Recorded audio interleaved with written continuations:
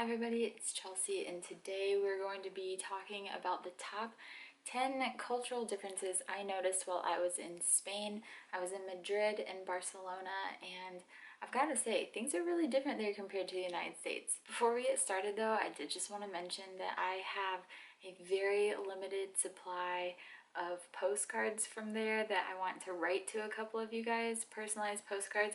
So if you are interested in that, please see the description box below. I just want to give a shout out also to the 2 people that recently joined my Patreon team. I sincerely appreciate that. Even if it's just like $1 a month, it means like so much to me. So thank you to the 2 people who have joined in on that. Just so you guys know, on my Patreon account there are like little prizes for every tier of like money pledged per month. So there's like, I'll either write you postcards, there's things where I'll send you like a travel trinket and things I pick up on the road, like little gifts and stuff every other month. There's ones where I do it every 3 months, and the people that pledge like $5 a month get early access to all my videos. And I also post exclusive content over there too, like photographs and just like blurbs about how I'm feeling that day. So it's just a cool way to keep in touch with me if you're interested in that. And on that note of being grateful for my supporters, I just want to say thank you to the people that embrace me and my personality no matter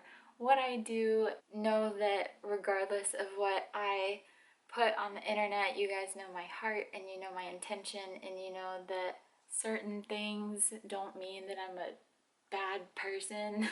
Especially in the instance recently of me embracing the way that I look and getting a little bit more confident in myself. Try to keep things into perspective about what's important to get mad over. And thank you so much to the people that are supportive of me expressing myself in an open way. And without further ado, let's get into these cultural differences, because they were kind of gnarly for me. I have these written down here in no particular order. I'm gonna try to make some sense of them here. Let's just start with the broadest thing first. Language. So obviously everybody in Spain speaks Spanish, but you are in Europe, so you're gonna have a really big eclectic group of people, and a lot of Europeans that I've encountered know more than one language. So as like in America, most of us only speak English, but in Spain and in other countries in Europe,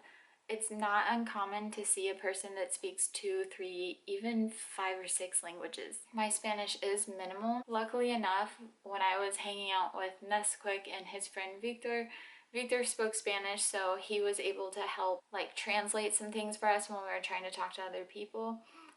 Without him, we probably would have had like a much harder time. It really is important if you're gonna go to Spain to know some basic level of Spanish, like know how to say thank you and like hello and all that, but know how to ask where the bathroom is, maybe like figure out some directions. When I was in a taxi cab, I really needed to know how to say right and left, which thankfully I knew, so I could communicate that to a taxi driver. Know how to say things like train station, airport, hotel, and maybe some food items as well. I'd say about half the people that I tried to ask certain things to there did speak English, and then half of them didn't.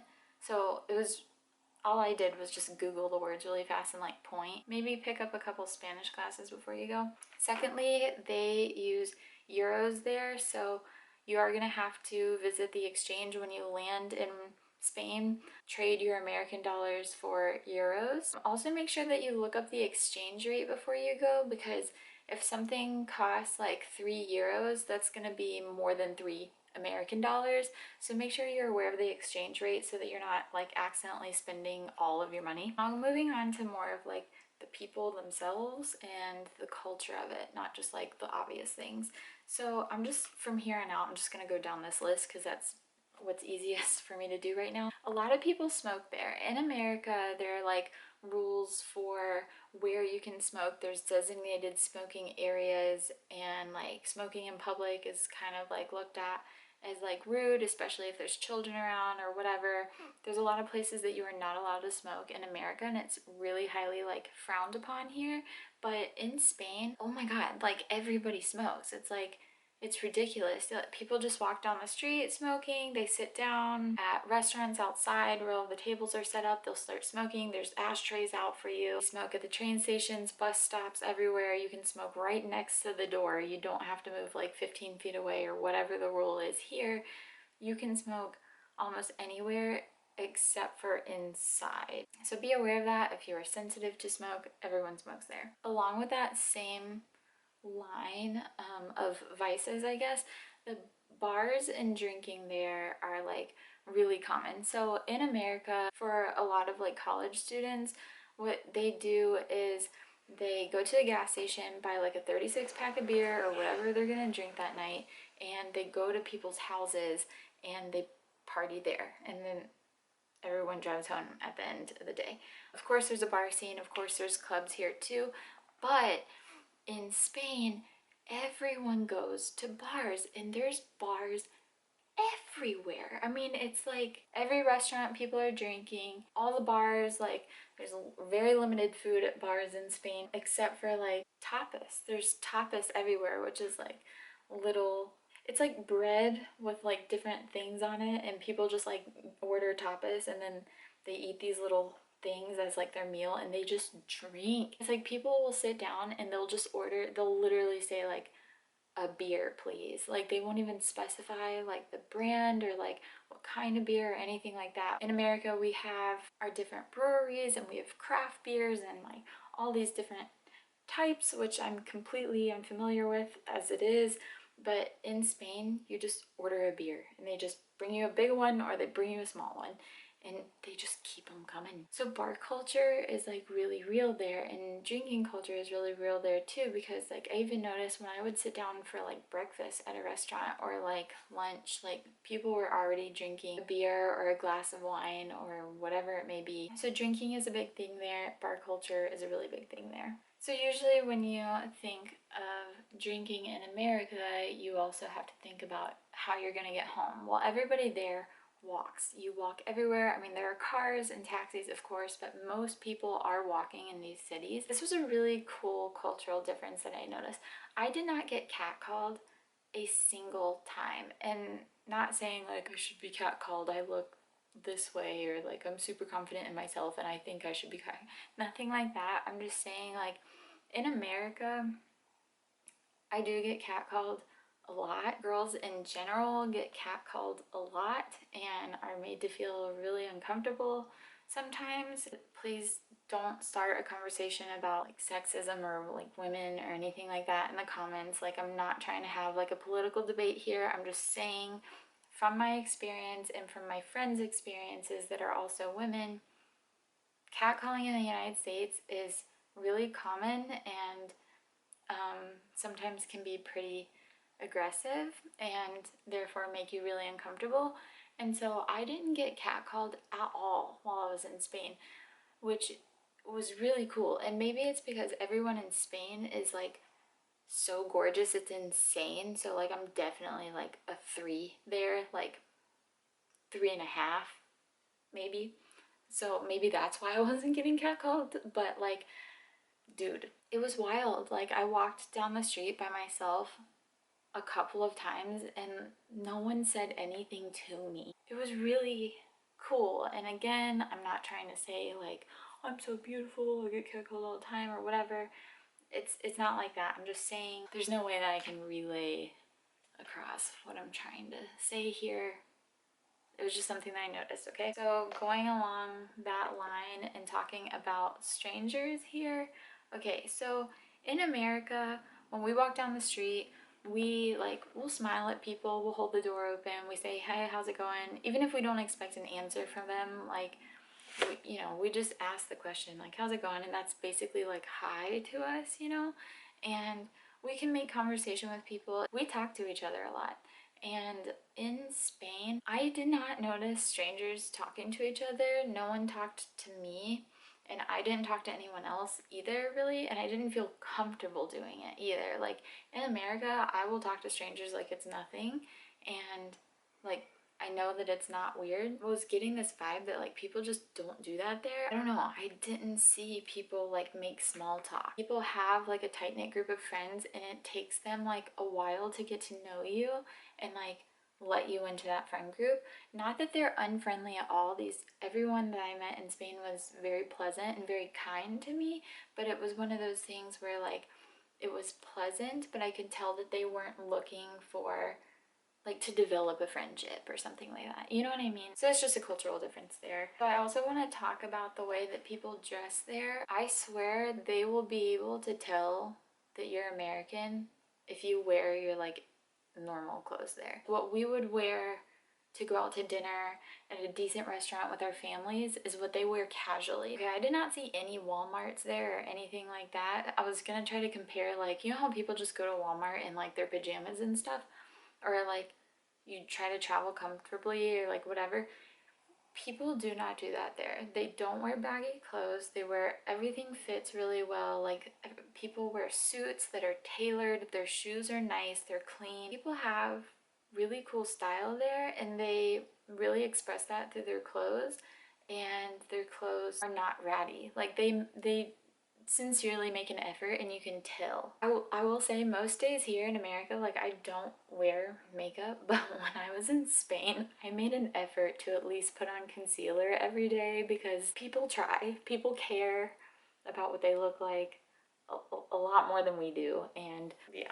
So another thing that I noticed, maybe I just didn't see it, I'm not sure, but from what I noticed in both Barcelona and Madrid, people are a lot less confrontational than we are. Americans enjoy their personal space. In Spain, personal space is not as much of a thing.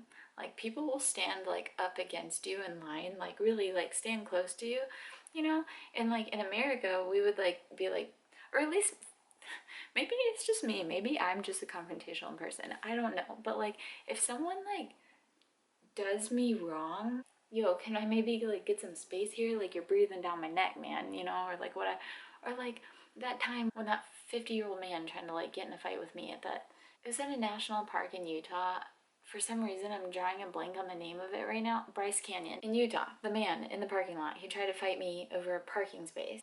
We get road rage so bad here, and I swear, I just didn't see it in Spain. Like, I was in a couple taxis, and people were like driving all over the place, and like you gotta be a really good driver to drive in Spain. But I didn't hear horns honking, I didn't hear people yelling at each other. Even when Victor got his backpack stolen, like straight up, like I watched this lady steal his backpack from the table that we were still sitting at. When I told him that I watched her do that and he went to confront her about it to get his bag back, he literally just like ever so nice, and he's from Portugal, which is like bordering Spain, just so you know. He literally just like tapped her on the shoulder and was like, oh, that's my bag, and they like exchanged like, oh, okay, here you go. It was so weird. Like she wasn't like weird about getting caught and he wasn't weird about her stealing it. It was just like, let's reverse this is my bag, like whatever, let's just handle it this way. And I was like about to stand up. In America, if you watch someone blatantly steal your backpack like right in front of your face, not saying this is what I would do, but there are people that will just deck you. Like they'll just lay you out. Like they will hit you, or they will at least yell at you, or like have some type of like pulling contest with your backpack. I don't know. People there are just really passive when it comes to confrontation, what we think of as like confrontational moment. My point is that there were moments for me where I was like, excuse me? I didn't say anything, but that's how I would have reacted in the States. But like I watched people just like have these moments and then just like so brush it off their shoulders. I don't know how they do it. They remain calm, and it's like really apparent. So on that same note of just like staying calm and like chill and relax, they have siesta there, which is literally like a nap time after lunch. So siesta there is from like 2 to 5 p.m. and a lot of the times like shops and like restaurants and things will just straight up shut down. Like nothing is open. People go home, they take naps, then they at like 5 or 5:30, then they continue about their day. It's a really odd thing. At 5 o'clock in the United States, people are like getting home from work and they're rushing home so that they can make dinner and like take care of their errands and get some extra work done, and then maybe spend some time with their family and then go to sleep. The pace in Spain is much different. They actually really enjoy leisure time, which brings me to my last point, which is dinner time.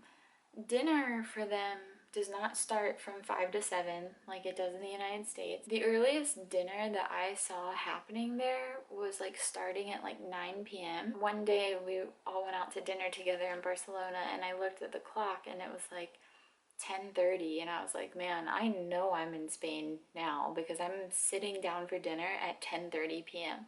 So because of that siesta where everyone's just like chilling and taking their time until like 5 or 5:30, things get started a lot later there. So like businesses will stay like open a little bit later. Things don't shut down at 5 p.m. I saw like small children out with their parents at like 9 and 10 p.m., which in America, like a lot of small children go to bed by 8 or 8:30. This is not the case in Spain. I think maybe you start your day later and then you just go to bed later, or you start your day at the same time, but then you have like a designated like countrywide nap time, and so then you just stay up late. I'm not sure. It was really cool just to watch people really enjoy their leisure time. I know that in America we feel so stressed out all the time, like when it comes to like the work hustle and everything, and like the day-to-day grind of like what we need to do to get by.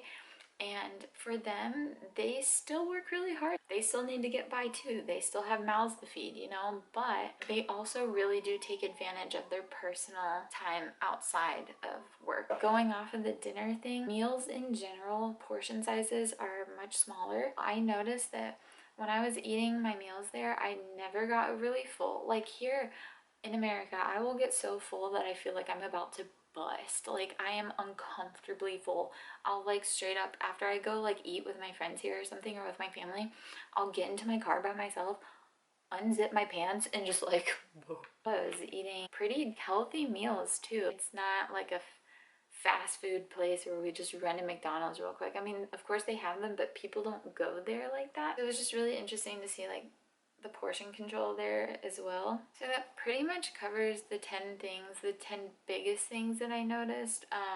Keep in mind, I was only in Spain for a week, so it's not like I lived this culture and can really compare the differences. I'm just saying, for an American's like first point of view, like culture shock for Spain, these were the biggest things that I noticed. And I just think that if you're gonna go to Spain, keep these things in mind before you go, because I kind of wish that I had done a little bit of research about the cultural differences between the United States and Spain before I went. I kind of wanted it to be like a really like authentic experience and just try to submerge myself into that culture for a week. So I did try to live like by their cultural difference like rules, you know. There are things about their culture that I really admire and wish that America would kind of like look at and take it as an example. I really wish that we spent more time with ourselves and with our families and sitting down to dinner. Like when they sit down to dinner, they're not out in an hour. They sit down to dinner and they will stay there for like at least 2 hours just talking and having a good time and like drinking. But then there are things too that I kind of missed about America. The amount of personal space we give each other. I missed how friendly we can be. Then I also really liked the fact that I didn't get catcalled at all. Like that is abnormal there and considered very rude. Basically what I'm trying to say is that there are positive things I noticed there, and then there are things I definitely missed about home and culture in America. It was a really cool experience. I'm very happy I got to go. I hope that these cultural differences, like just the knowledge about them, helps you if you ever decide to go to Spain and you are from America. And that about wraps everything up. So thank you so much for watching this video. I hope that you learned something new. Please subscribe to my channel if you haven't already. My name's Chelsea. I travel around the country in a 21-foot trailer. I say this in like every single video. I'm a traveler. I travel full time. I make weekly videos about my travels and then also give you guys nomad tips along the way if you are interested in living this lifestyle. So, subscribe to my channel, leave some comments, like this video. Things that all YouTubers say, you know? We only say it because it really does help us out. But also for me, I actually don't really have friends. So I like when you guys talk to me. I love you guys from the bottom of my heart, and I'll see you guys in the next one.